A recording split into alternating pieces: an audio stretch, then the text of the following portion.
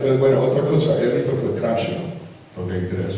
Y hoy en los 80 tuviste también otro proyecto. ¿Cuál fue?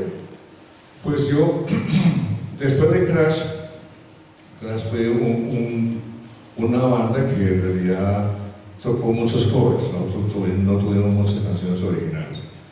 Cuando grabamos la canción que teníamos para un álbum en Fonovisión, recién en YouTube, resultó que salió el rock en español y nos tumbó el disco y nunca lo pudimos publicar. Entonces, pues eso es como un inédito.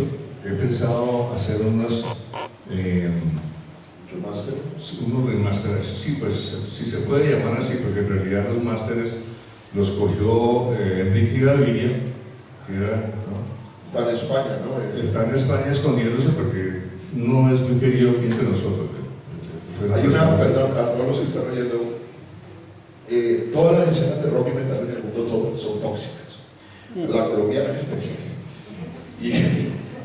Y todas las décadas han sido tóxicas. Los de los 60 se odian, los de los 70 se odian, los de los 80 se odian, los de los 90 se odian y todos los de ahora me odian, creo que es a mí. Entonces todas las escenas de rock es parte inherente del rock, esa toxicidad, eso no es extraño, ¿no, Bernie? Eso no... Sí, pero eso es parte de la misma ignorancia musical. Y esa historia quiero que la toquemos porque esa es una de las historias más perdidas de Bogotá, que tiene demasiadas versiones, que es la de la grabación del álbum de Ship, con todo eso que sucedió con Enrique Gaviria y con Patrick Wildeberg y todo esto, y eso lo vamos a desentrañar hoy porque Hermes se la tiene que saber entera. Pero esperen un momento, sigamos presentándonos y entramos. Vamos con Coque, que es también como de... Coque fue de la disidencia, ¿no? Él ya entró fue en el show de las estrellas y todo eso. Sí, en el show de las estrellas. Sí, yo ya entré un poquito más adelante en el rock nacional, pero con las mejores influencias de Ernie y de todos los que tocaban en esa época. Coque, una pregunta. Ustedes, por ejemplo, y para todos, Ernie, ustedes lo veían como esa figura a imitar, ¿verdad? Como un héroe del rock colombiano. Tú también todo lo veías, todo también, o sea, Ernie Becerra, yo recuerdo espectacular. Mucha gente, y esto sí es yo creo que gente, digamos de la generación nuestra para adelante, Ernie viene siendo el Humberto después, ¿sí o no? El que dio a toda esta banda. Claro, así es. Sí, nunca se me va a olvidar la entrada de Ernie Becerra con una guitarra de 2 mástiles por Teatro Almirante. El teatro. Eso para mí era ningún Led Zeppelin ni nada, no me importaba. Ya, suficiente.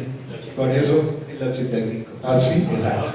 Sí, a mí la influencia mía fue grande de ellos, muy agradecido con ellos por todo, ¿no? Sobre todo Eduardo Acevedo, yo lo iba a ver tocar, aprendí mucho de él. El guitarrista, ¿no? El baterista. ¿El baterista Acevedo? Fabio Gómez, todo ese combo, todos ustedes, increíbles. Había un hawaiano, ¿no? ¿Cómo es que se llama? Randy. Ese, Randy, sí. Sí, fue una época muy linda que realmente me influyó cantidades y ahí arrancamos nosotros con Carlos Iván Medina, de Distrito Especial, con todos ellos a hacer música. Primero que todo, la música inglesa de esa época que estábamos tratando de hacer, que era rock progresivo. Tocábamos música de Emerson, Lake and Palmer, de King Crimson. Perdón, algo que es que no hemos dicho, pero Ernie es guitarrista, ¿no? Y un gran guitarrista, porque es baterista. Ok, sí. Mauricio también toca la guitarra, es compositor, ¿cierto? Toca ver en qué instrumentos estamos. Claro, sí, yo era baterista. ¿Cómo iniciaste tus bandas? Yo arranqué tal vez con Carlos Iván. Estábamos en el mismo curso desde kinder con Carlos Iván Medina. Entonces desde ahí, la época de gusto, que éramos muy chiquitos, pero ya estábamos gritando Higher por el colegio, oyendo la canción The Slide de Family Stone, todas esas cosas. Entonces esa fue nuestra influencia total. Ahora, el papá de Carlos Iván era un melómano muy importante y él tenía en la casa cosas curiosas, que tuvo el bajo del bajista de Santana, unos misterios que para nosotros eran los más espectacular del mundo. Entonces nosotros éramos mirando el bajo y lo tocábamos cuando no estaba el papá, y bueno, en fin, eso fue lo que hizo ir creando esa fuerza por el rock and roll aquí en Colombia para nosotros. Ya después de eso, de esa preparación, volvemos a lo que te cuento, les cuento, tuvimos la iniciativa de hacer rock progresivo, pero obviamente era la copia, digamos, de King Crimson y Genesis y Emerson, Lake and Palmer y Yes, y tocábamos en bares como nuestro hermosísimo bar de toda la vida, que se llamaba Doña Bárbara, que lo queríamos yo creo que muchísimo. Yo nunca me acordé muy bien cómo era el bar porque nunca estaba en mi sano juicio, pero sí era muy interesante. De ahí para acá entro yo a tocar con Machupillo, con Compañía Limitada, un tiempo largo, bastante interesante, unas composiciones muy buenas, realmente hay que admitirlo.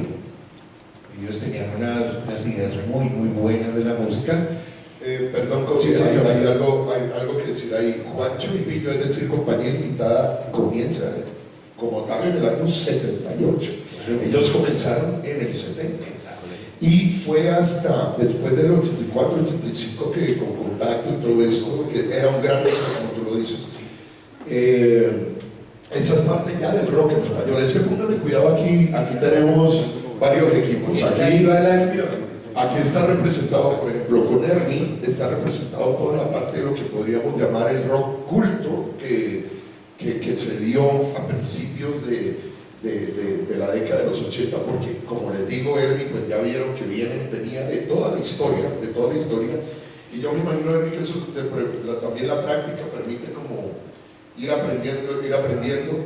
Pues, bueno, tenemos la parte de lo que era la Bogotá comercial, la Bogotá que todo el mundo conocía, ¿no? Que estaba Pasaporte, Compañía Ilimitada, Hangar 27, ¿qué más había por ahí? ¿No? Que La Alta Roja, a ver, Escape, digan nombres que son lo que sí.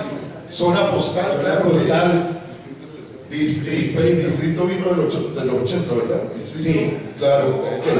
Sí. Y por otro lado, que ya apenas terminé con que tenemos la parte underground, la parte más guerrera de Bogotá, que está representada aquí por Hades, por Pacho, que estuvo en La Peste, por Neurosis, por Darkness. Yaje, es que ahorita tenemos que hablar de Yaje porque Yaje es esa banda que en ese momento fue muy conocida, pero no sabemos dónde ponerla. Y hay que entender dónde se puede poner Yaje. Pero bueno, creo que termina para que siga. Bueno, sí. Para no hacerla tan larga, entonces ahí entré en Compañía Limitada, duré con Compañía Limitada, formamos el otro grupo ya, eso ya era entrado en los 80s, de los 80s a los 90s, que se llamaba Zona Postal, con Eduardo de Narváez, Jackie Rosso, Fernando Caballero, pero sí, obviamente con la influencia del rock en español, ahí entró la influencia del rock en español, inevitablemente para bien o para mal, ¿no? Pues porque nosotros empezamos a tener unos héroes que no teníamos antes, como hablar de Charly García, Fito Páez, de Spinetta, que para nosotros fue un descubrimiento grandísimo saber que eso existía. No teníamos ni idea que eso existía. Entonces, vámonos al lado oscuro de la ciudad. A mí, por ejemplo, Chepe es una persona, yo no sé si es tímido o creído. Creído. Es creído, sí, porque Chepe, lo interesante de Chepe es que se mantiene la historia de todos en la cabeza. Él conoce todo el pegante y es muy interesante. Bueno, además del pegante. Chepe, la parte del underground, cuenta un poco de toda esa parte que no pertenecían ni a las bandas que ya estaban como muy alto, ni a las bandas que están en la parte comercial, sino que están sobreviviendo en el underground colombiano en los 80, que creo yo, si me equivoco me dices, era muy influenciado también por lo que estaba sucediendo en Medellín en toda esa época, con Rodrigo D, todo el metal, ultrametal. Muy buenos días a todos, yo soy Chepe, bateriólogo, como digo. Y pues es que había muchísimas bandas que no, digamos, no figuraban comercialmente en álbumes de disqueras, o de las disqueras oficiales. por muchísimas razones, porque prácticamente no había grabación para las bandas colombianas. Chip grabó su álbum en el año 82 y le tocó grabarla en inglés porque las disqueras no permitían en español, pero bandas que ya venían haciendo su música propia como La Pestilencia, yo la voy a mencionar, a La Pestilencia. Eso fue mucho más allá, ¿no? Allá de que... Desde el tiempo, o sea, cuando hablas de Chip, estamos 82. hablando, exacto, estamos hablando del inicio, que había otra, recuerdo Signos Vitales, ¿no? Que era la de Gerard. De Gerard, y en esa época hubo unos 4 o 5 discos, ¿en cuáles serían? ¿Crash al final tuvo un disco o no? ¿Tráfico tuvo disco? Bueno, hay una historia muy interesante y es la de Tráfico tuvo un disco. Y la otra es esta, Cocoa tuvo un disco. Cocoa tuvo un disco que fue presentado hace poco.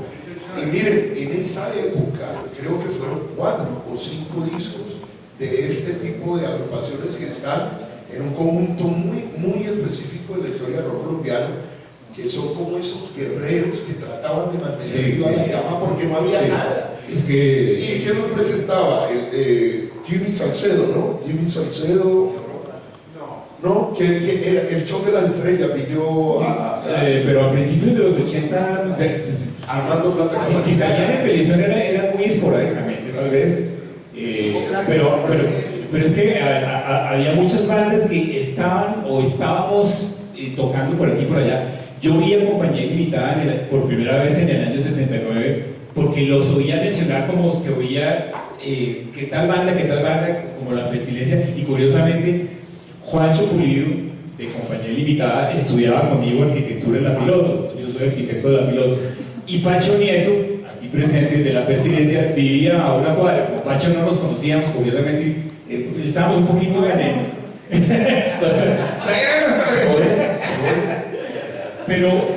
Pero es que había bandas X o Y que de alguna u otra forma pues queríamos sonar. Yo tocaba mi primera banda que se llamó Toque de Queda, pero no la de la porque la que me aparece en la canción era una banda de Cali y había muchas bandas. Yo sí no te imaginaba cantando y sin embargo. No. Nosotros